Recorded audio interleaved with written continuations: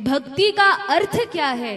कहा भक्ति का सीधा सरल अर्थ है भगवान की प्रेममयी सेवा।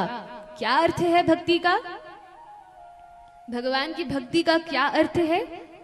प्रेममयी सेवा।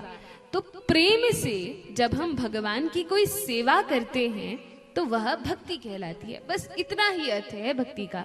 भगवान की प्रसन्नता के लिए वासुदेव प्रीत्यर्थम हम जो भी कार्य करें वह भक्ति है। कितना सरल है। अब माताएं चाहें तो घर के काम करते करते भक्ति कर सकती हैं। कैसे?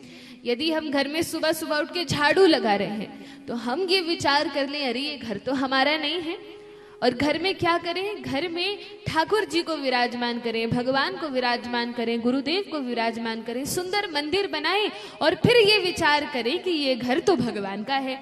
और क्योंकि ये घर भगवान का है अर्थात हम भगवान के घर में रह रहे, ये तो मंदिर है।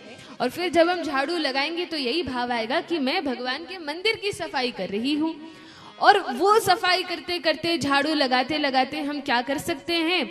आजकल तो तकनीकी जमाना है, या तो मोबाइल में या किसी यंत्र में कुछ संकीर्तन लगा सकते हैं, कथा लगा सकते हैं, सुनते सुनते हम कार्य कर सकते हैं। अथवा अपने मुख से भगवान के नाम को गाते हुए चुप रहकर क्यों करना है? मुख भगवान ने दिया है। संत जन तो कहते हैं कि भगवान ने यह जो मुख दिया है तो जिह्वा को इतना इसका प्रयोग कर लेना चाहिए, मुंह भर कर भगवान का नाम लेना चाहिए, भगवान के नाम का जप करना चाहिए, कीर्तन करना चाहिए, कथा करना चाहिए, जितना हमसे हो सकता है उतना नाम लेना चाहिए। तो झाड़ू लगाते लगाते हम भगवान का नाम ले सकते हैं। फिर यदि माताएं रसोई बनाती हैं तो वर्णन है, ऐसा कहा जाता है, यहाँ तक कि वैज्ञानिकों द्वारा भी ये प्रमाणित है कि व्यक्ति जब भोजन बनाता है तो उसके मन में जैसे विचार चल रहे होते हैं, जो उसके मन में चल रहा होता है, भोजन बनाते समय वही भाव, वही शक्ति, वो एनर्जी उस भोजन में चली जाती है, वो वाइब्रेशन उस भोजन में चली जाती है। और खाने वाला व्यक्ति जब उसको खाता है तो वैसी ही बुद्धि उसकी हो जाती है। तो यदि माताएं अपने मन में कोई गलत विचार रखकर या किसी के प्रति ईर्ष्या भाव रखकर, द्वेष रखकर, अहंकार से या क्रोध से भोजन बनाती हैं तो वही जो शक्ति है, वही जो भाव है खाने वालों के मन में जाता है, फिर चाहे वो बच्चे हो, पति हो, माता पिता हो, कोई भी हो।